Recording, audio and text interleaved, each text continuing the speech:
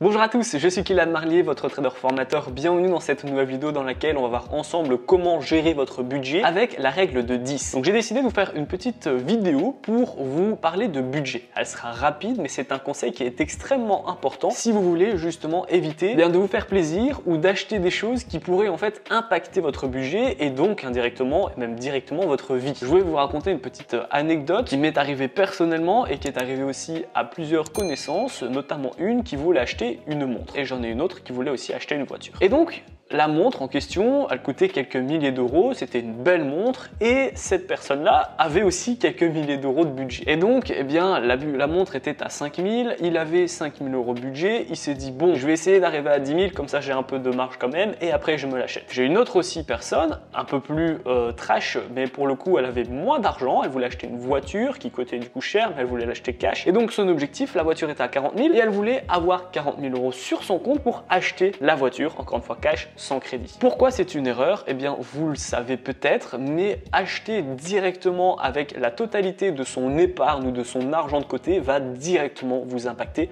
fortement. Par exemple, moi, j'achète pas beaucoup de choses. Je voyage beaucoup, donc j'ai pas besoin d'acheter de voiture. Je suis vraiment à gauche à droite. Moi, j'aime bien juste les montres. Personnellement, voilà, vous m'avez déjà vu avec 2-3 montres de luxe, mais ça s'arrête là. Et ma règle, qui est une règle connue, ça va être la règle de 10. Si je veux m'acheter une montre qui est à 10 000 euros, il faut que je puisse l'acheter 10 fois pour pouvoir me l'acheter. D'accord? Donc bah là, si j'achète une montre à 10 000 euros, c'est que derrière, j'ai 100 000 euros sur mon compte courant ou sur mes investissements qui sont prêts à être utilisés pour ne pas être impactés. Donc là, vous faites le calcul. Pour reprendre l'exemple de la personne qui voulait 40 000 euros pour sa voiture, eh bien, il aurait fallu avoir 400 000 de côté. Pour justement la personne qui veut acheter sa montre à 5 000 euros, il aurait fallu 50 000 de côté. Ça vous permet en fait de pouvoir acheter quelque chose sans pour autant vous sentir que ça fait mal en fait, le sentir passer tout simplement et du coup peut-être vous priver ailleurs ou diminuer quelque chose que vous faites à côté. C'est pas l'objectif. L'objectif c'est pas essayer de serrer la ceinture pour avoir de l'argent et une fois qu'on a cet argent, le dépenser dans quelque chose d'autre qui va en plus pas nous rapporter de l'argent. Par exemple une voiture, ça rapporte pas de l'argent. L'objectif avec cette règle de 10, ça va être donc d'acheter une voiture, etc. grâce à vos actifs en fait. Achetez vos passifs grâce à vos actifs. Donc un actif c'est quelque chose que vous investissez mais qui va vous rapporter de l'argent. Un passif c'est comme une voiture, vous achetez la voiture mais elle va pas vous rapporter de l'argent en retour.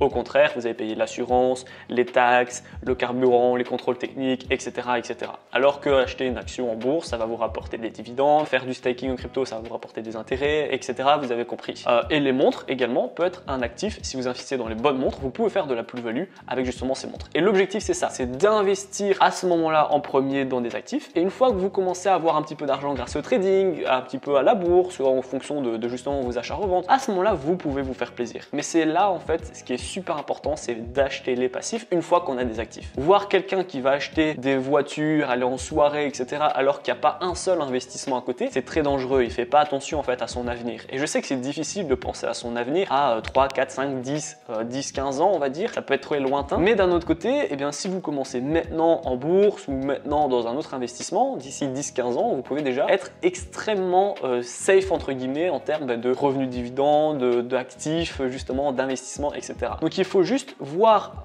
votre vie comme un marathon et pas comme un sprint. Au lieu de dépenser tout de suite des choses qui vous font rêver, attendez d'être stable, d'avoir le capital nécessaire et ensuite faites-vous plaisir. Et si justement vous pouvez pas appliquer la règle de 10, eh bien descendez en gamme. Si vous n'avez pas le capital nécessaire, c'est que peut-être ce que vous voulez est un peu trop tôt et attendez justement quelques jours, semaines, mois, années avant de vous l'offrir. De toute façon, plus l'attente est longue, plus justement le résultat sera intense. Si vous attendez un an avant d'avoir justement la montre de vos rêves, eh bien croyez-moi, vous allez être beaucoup plus heureux que si en une semaine vous l'achetez sur un coup de tête et après vous n'avez plus le choix de la vendre parce que vous avez été trop ric-rac derrière. La vidéo est terminée, je vous ai dit, elle était assez rapide mais c'est un conseil très important dans le monde de l'investissement et de la gestion entre les actifs et les passifs. Appliquez cette règle de 10 dès que vous voulez vous faire plaisir et que vous pensez que c'est un petit craquage. Est-ce que j'applique la règle de 10? Oui, ok, je l'achète. Non, ok, je baisse un petit peu mes attentes ou alors, eh bien, j'attends un petit peu avant de me l'acheter. Dites-moi en commentaire si vous appliquez la règle de 10. Un particulier un peu lambda entre guillemets qui ne connaît rien en investissement ne le fera pas. Par contre, si vous êtes déjà formé en investissement et en gestion de capital,